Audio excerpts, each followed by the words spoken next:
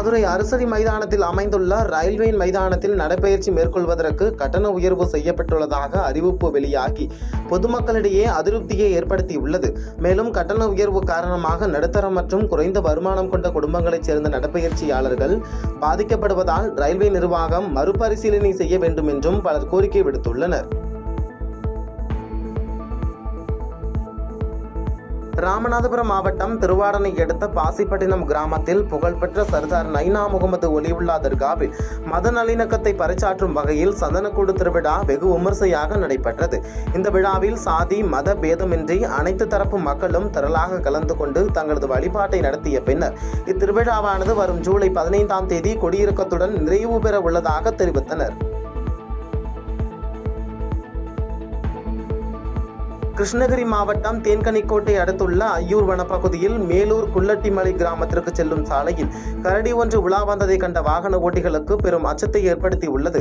தகவலறிந்து சம்பவ இடத்திற்கு வந்த வனத்துறையினர் சத்தமிட்டு அந்த கரடியை காட்டிற்குள் விரட்டிய பிறகு கிராம மக்களிடம் மிகவும் எச்சரிக்கையாக பயணிக்க வேண்டும் என வனத்துறையினர் அறிவுறுத்தியுள்ளனர்.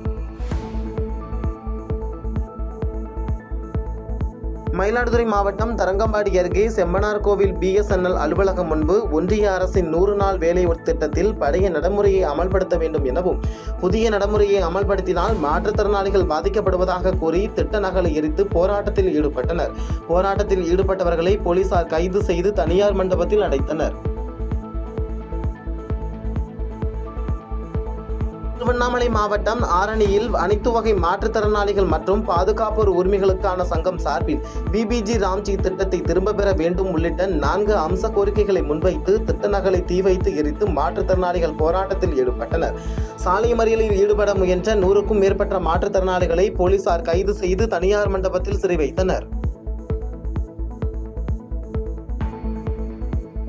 கோவை காந்திபுரம் பகுதியில் உள்ள பெட்ரோல் பங்கிற்கு மது போதையில் வந்த இளைஞர் அமைச்சர் சம்பத்குமாரின் அண்ணன் மகன் என கூறி பெட்ரோல் பங்க் ஊழியரை தாக்கியதாக வெளியான சம்பவம் பரபரப்பை ஏற்படுத்தியுள்ளது. மேலும் இந்த விவகாரத்தில் அமைச்சர் சம்பத்குமார் அந்த நபர் யார் என்று தெரியாது என்றும் யாராக இருந்தாலும் சட்டப்படி நடவடிக்கை எடுக்க வேண்டும் என தெரிவித்துள்ள நிலையில் நிர்வாகம் அளித்த புகாரின் பேரில் காட்டூர் காவல் நிலைய போலீசார் சம்பந்தப்பட்ட நபர்களை விசாரணை நடத்தி வருகின்றனர். புதுக்கோட்டை மாவட்டம் பொன்னமராவதியில் உலக மருத்துவர் தினத்தை முன்னிட்டு அமலா அன்னை பள்ளியில் மருத்துவ உடையில் வந்த மழலை குழந்தைகள் துர்கா மருத்துவமனை மருத்துவர் அழகேசனை சந்தித்து வாழ்த்துக்களை தெரிவித்தது நிகழ்ச்சியை ஏற்படுத்தியுள்ளது. தொடர்ந்து மருத்துவர் குழந்தைகளுக்கு இனிப்புகள் வழங்கினார். தென்காசி மாவட்டம் சங்கரன்கோவில் பகுதியில் அம்மா பூங்கா எதிரில் அமைந்துள்ள நகராட்சிக்கு சொந்தமான குப்பை கிடங்கில் இன்று மர்ம நபர்கள் தீ வைத்ததால் தீ விபத்து ஏற்பட்டு அப்பகுதியில் புகைமூட்டம் சூழ்ந்து மக்களுக்கு அச்சத்தை ஏற்படுத்தியுள்ளது. மேலும் தகவல் அறிந்து தீயணைப்புத் துறையினர் விரைந்து சென்று தீயை கட்டுக்குள் கொண்டு வந்தனர். நெல்லை மாவட்டம் சுத்தமல்லியில் நில ஆவணங்களை கணினியில் பதிவேற்றம் செய்ய அளிக்கப்பட்ட ஆன்லைன் விண்ணப்பம் தொடர்பாக ஆள் மாறாட்டம் செய்த வழக்கில் 2 பேரை போலீசார் கைது செய்ததுடன் தலைமறைவான ஒருவரை தேடி வருகின்றனர். மேலும் இச்சம்பவம் குறித்து தீவிர விசாரணை நடத்தப்பட்டு வருவதாகவும் விசாரணையின் அடிப்படையில் மேலும் சிலர் மீது நடவடிக்கை எடுக்கப்படலாம் என்றும் போலீசார் தெரிவித்துள்ளனர்.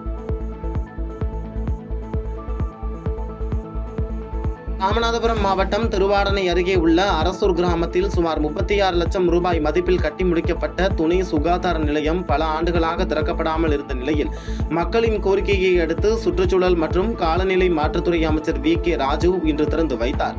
இந்நிகழ்வில் மாவட்ட ஆட்சியர் சிவகுரு, பிரபாகரன், மாவட்ட மருத்துவ அலுவலர் உள்ளிட்ட அரசு அதிகாரிகள் கலந்து கொண்டனர். தூத்துக்குடி மாவட்டம் கோவில்பட்டி நகராட்சி குப்பை கிடங்கில் திடீரென தீப்பற்றி மளமளவென எரிந்ததால் அப்பகுதி முழுவதும் புகை மண்டலமாக காட்சியளிப்பது மக்களிடையே பெரும் அச்சத்தை ஏற்படுத்தியுள்ளது. தகவல் அறிந்து சம்பவ இடத்திற்கு வந்த தீயணைப்புத் துறையினர் தீயை கட்டுப்படுத்தும் முயற்சியில் ஈடுபட்டுள்ளனர். மேலும் வெயிலின் தாக்கம் அதிகமாக இருப்பதால் தீப்பிடித்து இருக்கலாம் என நகராட்சி அதிகாரிகள் கூறுகின்றனர்.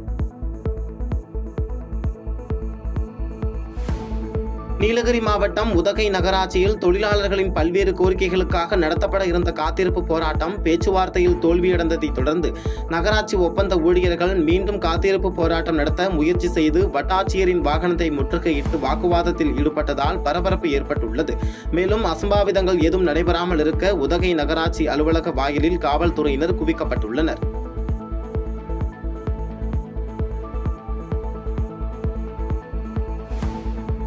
செய்திகளை உடனுக்குடன் தெரிந்து கொள்ள கீழ்க்கண்ட கேபிள் மற்றும் டிடிஎச் நெட்வொர்க்குகளில் எம்நாடு செய்தி தொலைக்காட்சியை காணுங்கள்.